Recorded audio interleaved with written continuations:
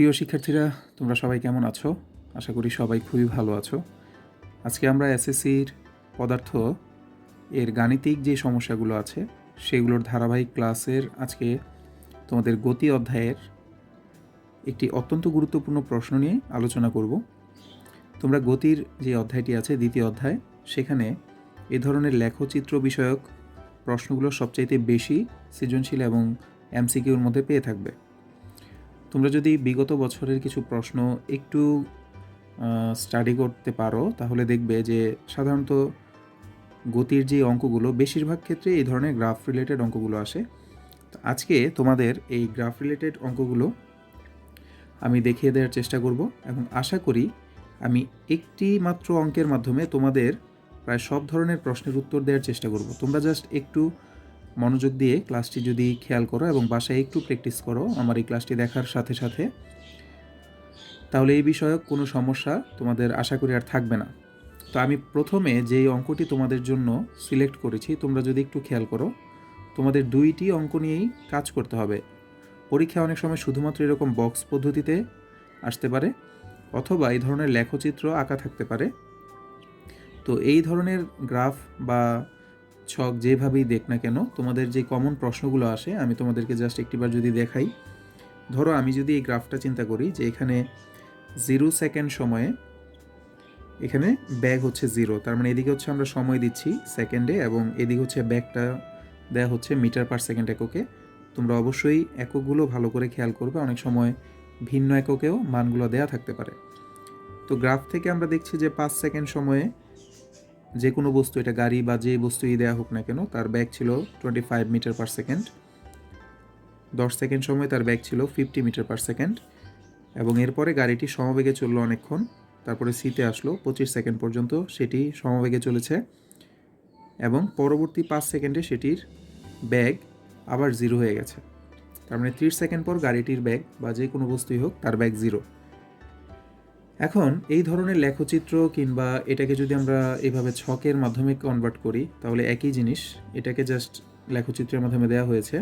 তো এই ধরনের গ্রাফ থেকে যে প্রশ্নগুলো সাধারণত আমাদের পরীক্ষায় আসে, খেয়াল করবে, ধরো এগুলোকে যদি আমরা মার্ক করি যে এ, বি, সি এবং ডি, তাহলে আসতে পারে যে এ বি অংশে ত্বরণ ও সরণ নির্ণয় করো। ধরো এখান থেকে আমরা দেখতে পাচ্ছি এ থেকে বি এর দিকে তার ব্যাগ আস্তে আস্তে ক্রমাগত বৃদ্ধি পেয়েছে। ব্যাগ যদি বৃদ্ধি পায় আমরা জানি সেখানে ত্বরণ ঘটেছে, তাই তোমার কাছে চাইতে পারে যে এই এ বি অংশে, অথবা আমরা যদি ঘুরিয়ে এভাবে বলি এ থেকে বিতে যাওয়ার ক্ষেত্রে সময় হচ্ছে 10 সেকেন্ড, তাহলে প্রথম 10 সেকেন্ড যে ত্বরণে ছিল গাড়িটির, এই ত্বরণটি বের করতে চাওয়া হলো এবং সরণ নির্ণয় করতে বলা হচ্ছে। ওকে, অথবা একইভাবে আসতে পারে বিসি অংশের ত্বরণ এবং সরণ নির্ণয় করো, কিংবা সিডি অংশের ত্বরণ এবং সরণ নির্ণয় করো। কখনো এই গ্রাফ থেকে চাইতে পারে মোট অতিক্রান্ত দূরত্ব, এই গ্রাফ অনুযায়ী মোট অতিক্রান্ত দূরত্ব চাইতে পারে। অথবা অনেক সময় দেখবে একটি নির্দিষ্টতম সেকেন্ডে, 17তম সেকেন্ড আমি এখানে দিয়েছি, 12তম, 15তম, যে কোনো একটা তম সেকেন্ডে অতিক্রান্ত দূরত্বটা কত। অথবা অনেক সময় জিজ্ঞেস করতে পারে যে সমবেগে যে ছিল গ্রাফ অনুযায়ী সমবেগে অতিক্রান্ত দূরত্বটা কত। কখনো চাইতে পারে যে মন্দনে চলার সময় তার অতিক্রান্ত দূরত্ব কত। মানে এই ধরনের প্রশ্নগুলো জাস্ট তোমার যদি বেসিক ক্লিয়ার থাকে তাহলে যেই গ্রাফই দেখ না কেন এবং প্রশ্নগুলো যেভাবে আসুক আশা করি তোমরা পারবে। তো আমরা প্রশ্নের নমুনা দেখলাম, আসো একটা একটা করে সলভ করতে থাকি। প্রশ্নগুলো খুবই সহজ। তোমরা আশা করি যে গতির অধ্যায়ের যে সূত্রগুলো আছে সেই সূত্রগুলো তোমাদের জানা আছে। কমন কয়েকটি সূত্রের মাধ্যমে আমরা এগুলো সলভ করব। তো প্রথমে আমাদের কাছে যে প্রশ্নটি চাওয়া হয়েছে সেটা হচ্ছে এ বি অংশে ত্বরণ নির্ণয় করো। তাহলে আমরা যদি একটু খেয়াল করি, আমরা যদি প্রথমে এ বি অংশ ত্বরণটা বের করতে চাই, তো আমরা সবাই জানি ত্বরণের সূত্র হচ্ছে equal to v minus u divided by t. Okay, তাহলে যখন এ থেকে বি এর কথা বলা হচ্ছে মানে এ বি অংশ, তখন তোমাদের দুইটা বিষয়ে ক্রিস্টাল ক্লিয়ার ধারণা রাখতে হবে। সেটা হচ্ছে এতে তার ব্যাগটা থাকবে তার আদি ব্যাগ এবং যে পরবর্তী পয়েন্ট বি সেখানে হবে তার শেষ ব্যাগ। ওকে, তাহলে আমরা লিখতে পারি শেষ ব্যাগ যখন বিতে ছিল তখন তার ব্যাগ ছিল 50, তাহলে বি এর মান 50 মাইনাস আদি ব্যাগ 0। সময়ের ক্ষেত্রে তোমরা যেটা খেয়াল করবে, বি এর সময় থেকে এর সময় বিয়োগ করে দেবে। তার মানে আমরা যদি গ্রাফের দিকে তাকাই, এ থেকে বিতে যাওয়ার ক্ষেত্রে তার সময় লেগেছে 10 সেকেন্ড, তার মানে 10 থেকে 0 বিয়োগ করবে। তাহলে আমি টি 10 মাইনাস 0 এটাও লিখতে পারো, অথবা সরাসরি 10 লিখতে পারো। তাহলে 50 divided by 10, that means 5 metre per second square, অথবা সেকেন্ড ইনভার্স 2, তোমরা যে যেটা বলো, সমস্যা নাই। তাহলে এবি অংশে ত্বরণ নির্ণয় করে ফেললাম, খুবই ইজি স্যার। জাস্ট সূত্রের মধ্যে তুমি গ্রাফ অনুযায়ী মানগুলো যদি বসাইতে পারো তাহলে এগুলা বের করা কোনো ব্যাপার না। এরপরে আমাদের কাছে চাওয়া হয়েছে যে এবি অংশের সরণ নির্ণয় করো। তাহলে সরণের আমরা একটা সূত্র জানি, S equal to u plus v divided by 2 into t. আমরা গড় বেগ বের করার মাধ্যমে করতে পারি। তাহলে তার আদি বেগ ছিল 0, তার সর্বশেষ বেগ ছিল বিতে 50 ডিভাইডেড বাই 2, এবং তার সময় লেগেছিল এ থেকে বিতে যেতে 10 সেকেন্ড। ওকে, তাহলে আমরা দেখতে পাচ্ছি 2কে 50 কাটলে 25, 25 ইন্টু 10, 250 মিটার। ওকে, আশা করি তোমাদের জন্য খুব সহজ হতে পারে যদি একটু খেয়াল করো, সূত্রগুলো দেখো এবং গ্রাফ থেকে যদি মানগুলো তুমি বসাতে পারো। এখন অনেক স্টুডেন্টের প্রশ্ন থাকতে পারে যে স্যার আমি যদি এসের অন্য কোনো সূত্র আমরা প্রয়োগ করি, যেমন s equal to u t plus half a t square, এই সূত্র তোমার মাথায় আসতে পারে। ওকে, আমরা যদি এখানেও মান বসাই, যেমন ধরো এখানে আদিবেগ 0, ওকে, এ বি অংশ যেহেতু, তাহলে তার আদিবেগ 0, সময় হচ্ছে 10 সেকেন্ড, ওকে 10 বসালাম, প্লাস হাফ ইন্টু এর মান লাগবে আমার।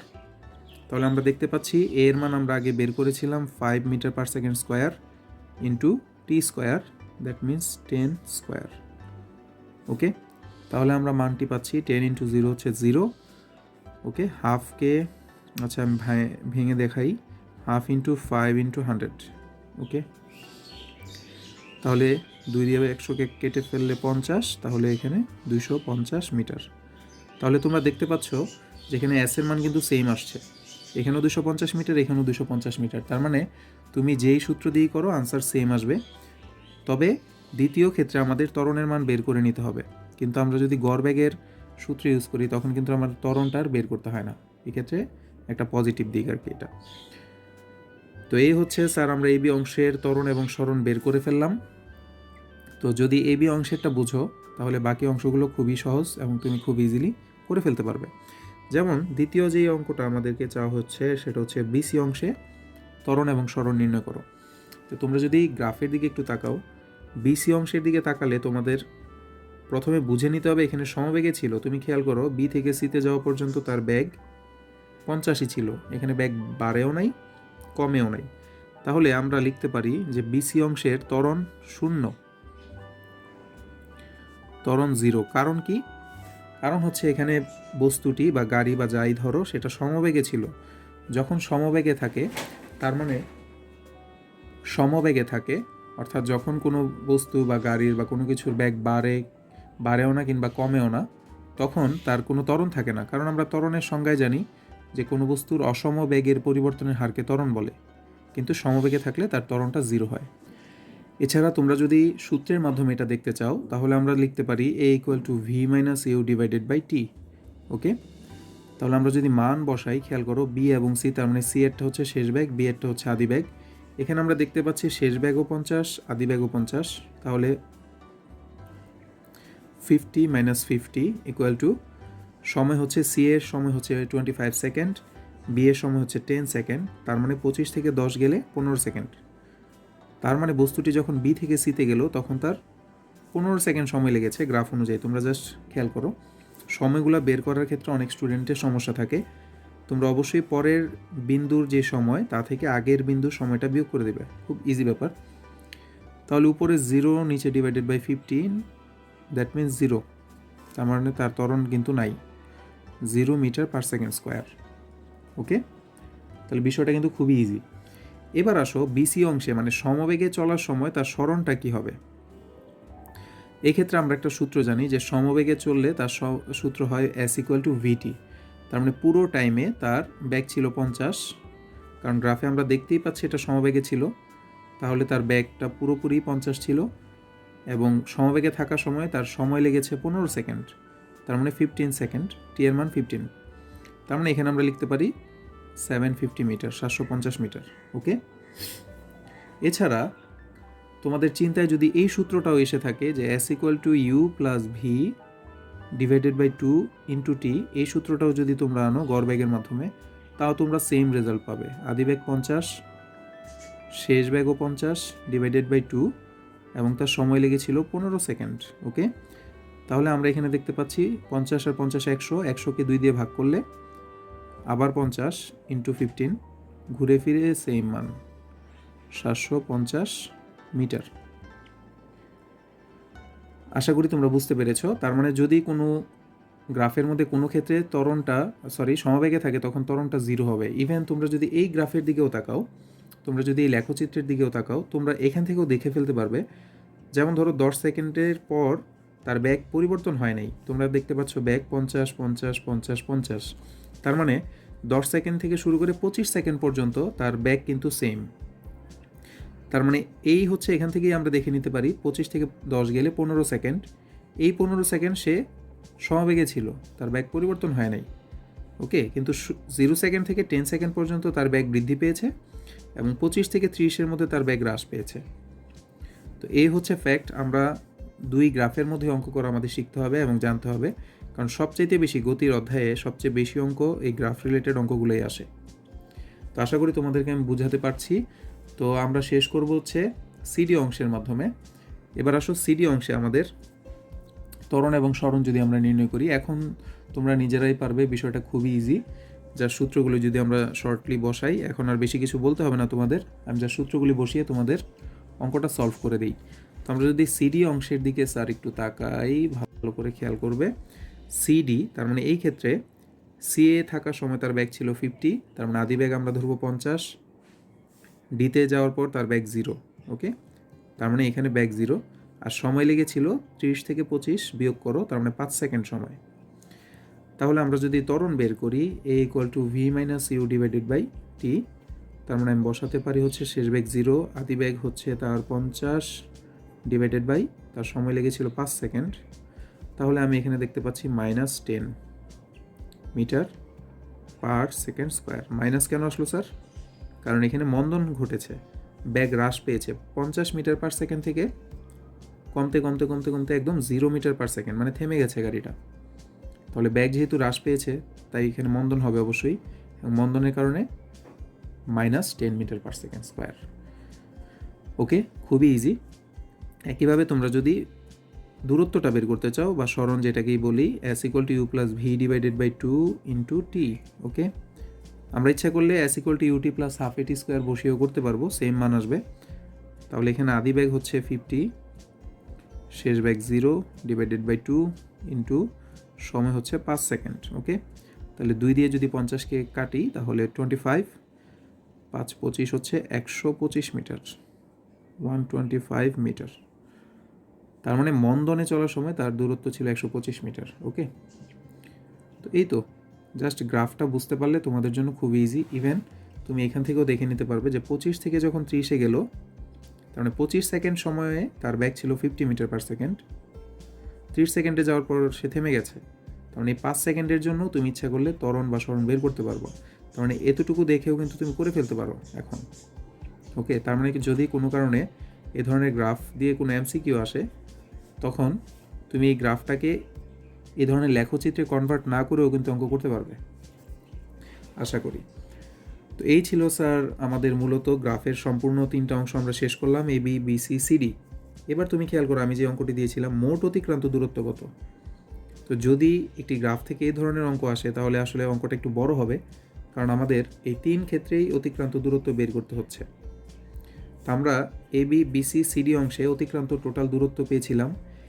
এ বি অংশে আমাদের অতিক্রান্ত দূরত্ব ছিল 250, বিসি অংশে ছিল 750, সিডি অংশে 125 মিটার।